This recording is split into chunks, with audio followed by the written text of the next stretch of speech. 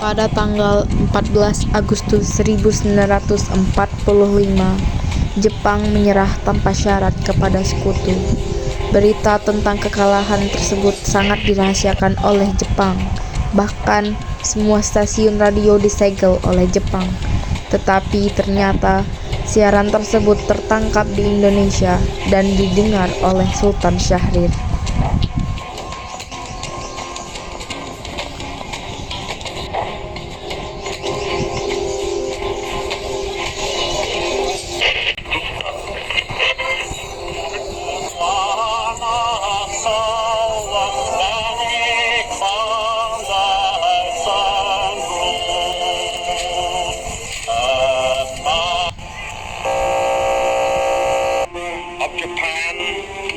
And the Japanese government and the Japanese Imperial General Headquarters to sign the instrument of surrender at the places indicated. Sore hari setelah mendengar berita tentang kekalahan Jepang, Sultan Syahrir dan para pemuda mengadakan rapat di Jakarta.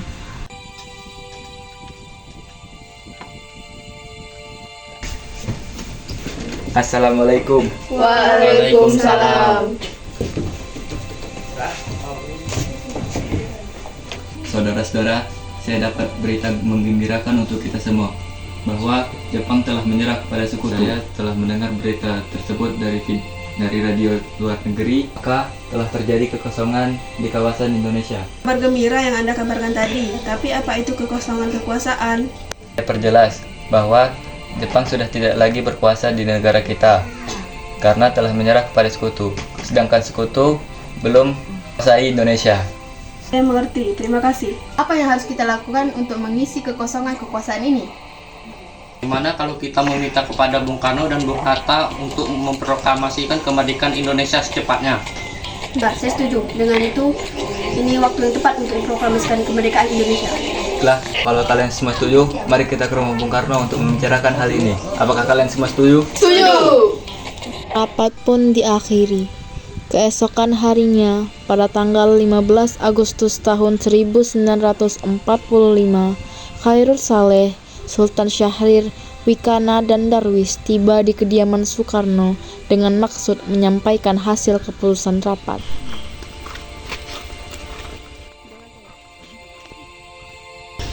Assalamualaikum. Waalaikumsalam. Permisi Bu, apakah Bung Karno ada di sini? Kami ingin berbicara dengannya. Oh, ada. Bapak ada di dalam. Ada keperluan apa ya? Ada hal penting yang ingin kami bicarakan. Ya, silahkan masuk.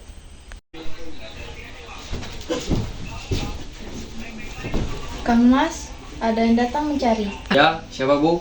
Para pemuda datang mencari. Katanya ingin berbicara hal penting. Baiklah, saya akan temui mereka.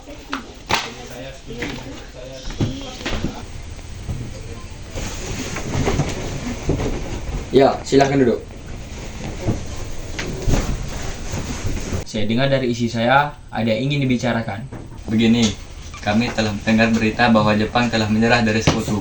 Oleh karena itu, telah terjadi kekosongan kekuasaan Indonesia.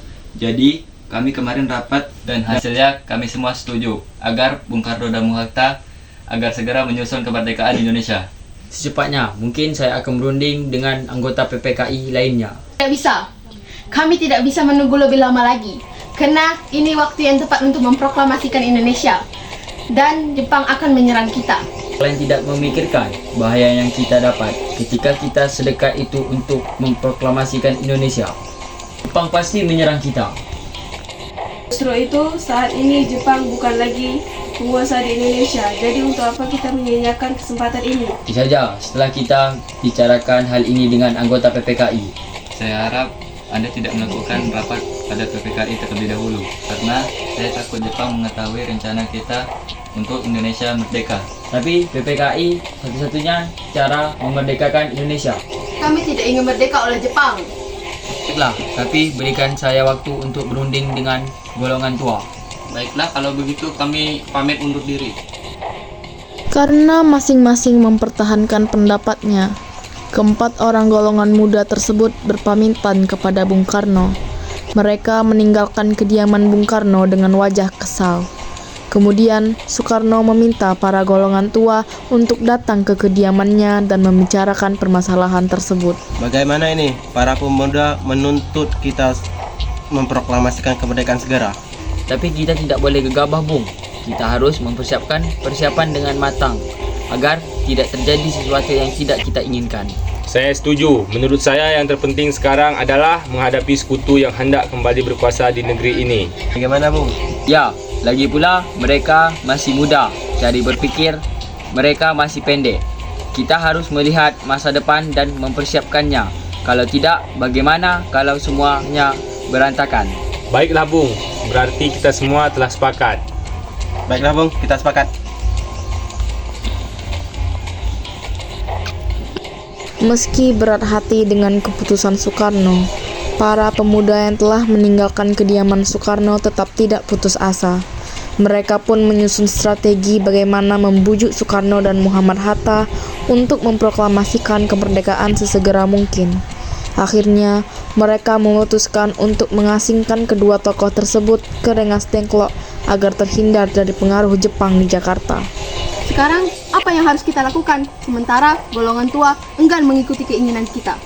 Bagaimana kalau kita asingkan Bung Karno dan Bung Hatta ke luar daerah Jakarta agar mereka bebas dari pengaruh Jepang? Tapi di mana ya? Bagaimana kalau kita ke Rengas Dengklok? Di sana keamanannya terjamin.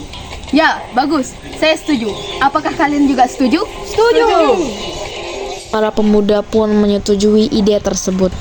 Pada malam hari, Insinyur Soekarno dan Hatta dibawa oleh sekelompok pemuda menuju Rengas Dengklok.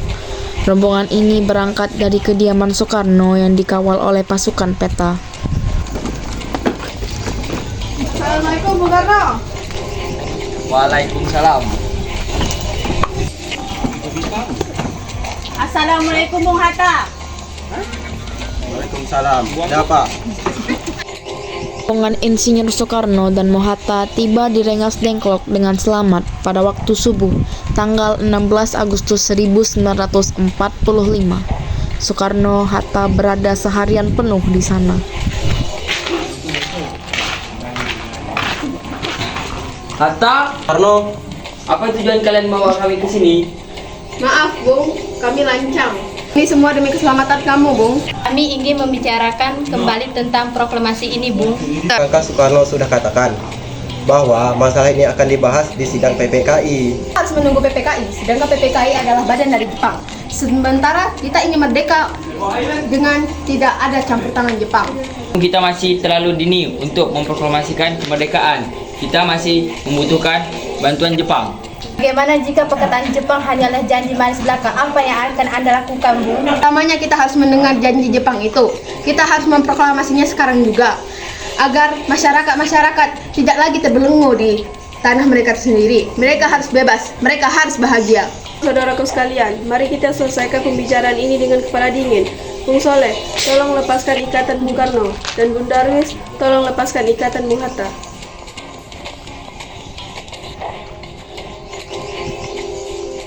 Dan Bung Hatta, tolong ikuti saya. Saya mengerti pertimbangan kalian berdua mengenai proklamasi ini. Kami memang belum mempertimbangkan masalah ini dengan baik. Saya yakin kita akan memanfaatkan situasi ini. Kesempatan tidak datang dua kali, Bung. Apakah semua ini bisa dilakukan? Mungkin, asalkan kita berusaha bersama, kita pasti bisa.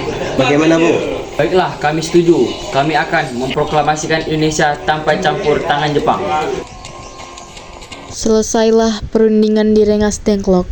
Semua anggota golongan muda maupun golongan tua kembali ke Jakarta untuk membahas lanjut rencana proklamasi kemerdekaan 17 Agustus 1945.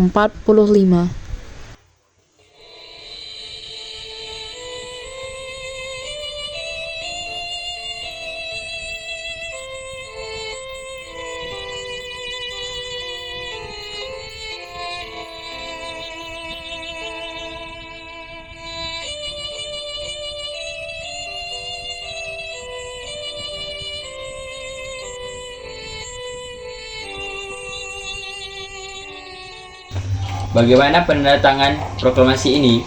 Saya, teks proklamasi ini tidak perlu ditandatangani oleh PPKI, karena PPKI itu merupakan badan dari Jepang. Sementara itu, dari awal kita sudah bersepakat bahwa kemerdekaan Indonesia ini tidak boleh dicampur tangani oleh Jepang.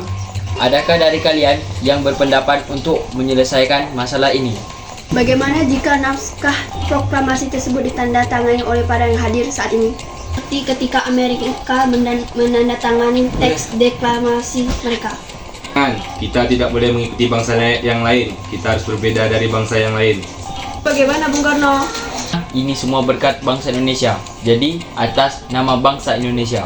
Bagaimana yang menandatangani teks ini Anda, Bung Karno, sebagai wakil dari bangsa Indonesia? Tulisan yang bagus. Bagaimana hadirin? Tolong ketik teks proklamasi ini, Bung. Baik, Bung.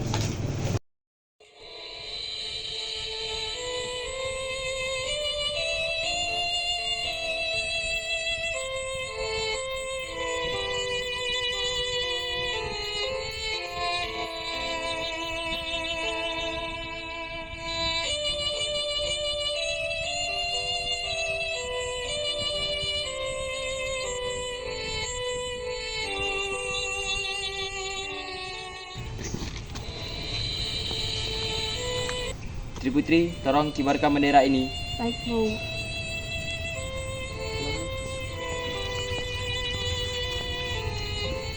Selamat kami, bangsa Indonesia, dengan ini menyatakan kemerdekaan Indonesia. Hal-hal yang mengenai pemindahan kekuasaan dan lain-lain diselenggarakan dengan cara saksama dan dalam tempo yang sesingkat-singkatnya. Jakarta, 17 Agustus 1945, atas nama bangsa Indonesia, Soekarno, Hatta.